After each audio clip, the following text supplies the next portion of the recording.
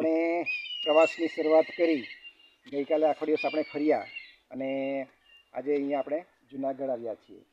આમ એકચ્યુઅલી આપણે ઘણીવાર અહીંયા આવ્યા, આવીને જોઈને જતા રહ્યા, પણ આ વખતે આપણે ગાઈડ પણ આપણી સાથે રાખ્યો અને પ્રવીણભાઈ ગોસ્વામી સાહેબે આપણને સરસ માહિતી આપી.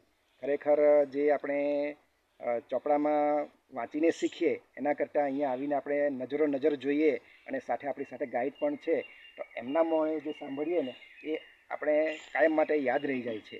અને ખરેખર આજે આપણને એવી જ અનુભૂતિ થાય છે કે આપણે ખરેખર ઘણું જાણ્યું. આપણે ઘણા પ્રવાસો તો કર્યા, પણ ગાઈડ વગર એ બધા નકામા લાગે છે. અને આપણે પ્રવીણભાઈએ આપણને ખૂબ જ સરસ માહિતી આપી અને જે આપણે કંઈક નહીં જાણતા હતા એ નવું જાણવા મળ્યું. પછી બીજું કે તમે પુસ્તકમાં પણ અડી કડી વાવ એવું વાંચો છો.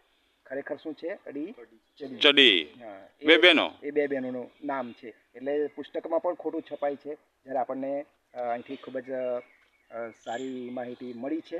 આપણે આપણા શાળા પરિવાર વતી પ્રવીણભાઈનો ખૂબ ખૂબ આભાર માનીએ અને ફરીથી પણ આપણે આવીશું તો ફરીથી પણ આ આપણું નોલેજ પાછું વિકસાવીશું અને નવું જાણવાનું આપણને મળશે. આપણે પ્રવીણભાઈનો ખૂબ ખૂબ આભાર માનીએ.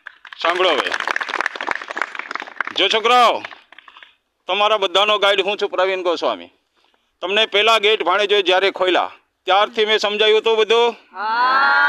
ત્યાંથી આપણે આગળ ગયા, એક પથ્થરની ખાઈ બેનો બતાવી હતી મેં, બાળકો તમે જોઈ.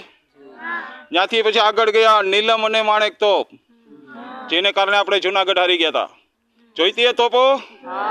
ત્યાંથી આગળ ગયા આપણે સીધા રાણી પેલેસ, એમાં નીચેનો માળ, જ્યાં પછી આપણે આગળ ગયા ત્યાં તાળા મારેલા એ જોયા. એની અંદર કેટલા રૂમ આ બધું મેં કીધું. ત્યાંથી આગળ ગયા સીધા સીડી જે ભગવાન કૃષ્ણના ટાઈમમાં બનેલી અને 4 વ્યક્તિ આવેલા, એ બધું સમજાયું હતું. એ જ સમયે પરિક્રમા શરૂ થઈ, આ બધું મેં સમજાયું. એ જ ઘડીએ ત્યાંથી આપણે આગળ આવ્યા, સીધા ઉપર બીજા માળ ઉપર ગયા, જ્યાંથી સીધા ભગવાન હુતા છે એનો ચહેરો દેખાણો, ગિરનાર જેને કહીએ આપણે.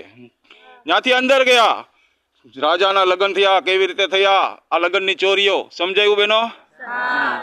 ત્યાંથી છેલ્લે જુનાગઢના માલિક 2 દીકરા કપાઈ ગયા, એ તલવારના ઘા જોઈ લીધા. જાણવા મળ્યું ને બધું.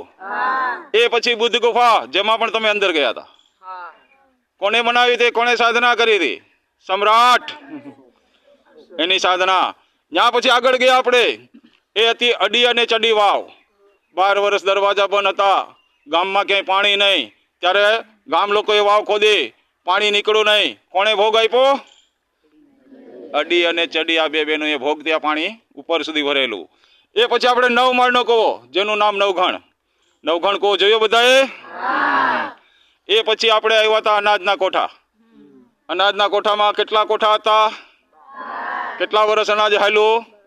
12 વર્ષ. 13મી વર્ષે આ કોઠા ખાલી થયા એટલે ભાણેજો ગયા અનાજ લેવા, અને જેણે ગેટ ખોલી નાખ્યા અને જુનાગઢ આખું કતાલ થયું. હવે આખું માર્ગદર્શન સમજાઈ ગયું બધાને? તો ખાલી એક જ વાર બોલવાનું. બોલો જય ગિરનારી. જય ગિરનારી.